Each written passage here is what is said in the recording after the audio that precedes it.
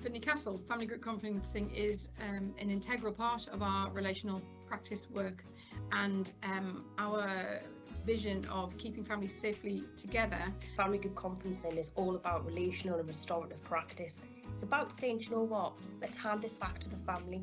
Let's give it back to them. Let's see what they can come up with, because they know and love each other, and they can come up with the best plans for that child or young person.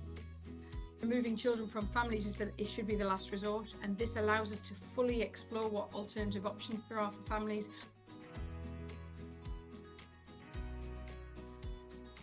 We're really aware of our role as a social worker and what kind of status that brings to some families and to some family members. We are working with families not to solve the problems or the issues, but to bring the family together so that they can come up with their own solution. It's much more driven for them to succeed at it because it's theirs. It's not something that's dictated to them by a social worker.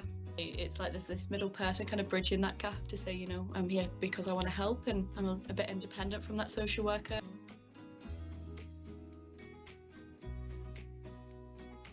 For us in Newcastle, it should mean that we only bring children into our care as and when it is absolutely necessary to do so, when there are no other resolutions. We've had family group conferences where children were initially going to be removed when they were born, and they haven't. They've been able to go home with their mum and dad with the support plan around them. I've had one where I was sat outside the room and, you know, the whole time you couldn't hear them, but you could hear them like laughing and chatting and getting along. And when you went back in, you know, there was like a proudness of the young person, the teenager, who was kind of talking through that plan and explaining who was going to do what. I've worked with children where they were on the cusp of coming into care, and actually having a family group conference has meant that the family plan has meant that the parents or the carers have got a plan around them to support them with that young person, and we've managed to keep that family together. It feels different, and it's a nice different. It's a more relaxed environment for the family, and I found that families can talk a lot more openly in that environment.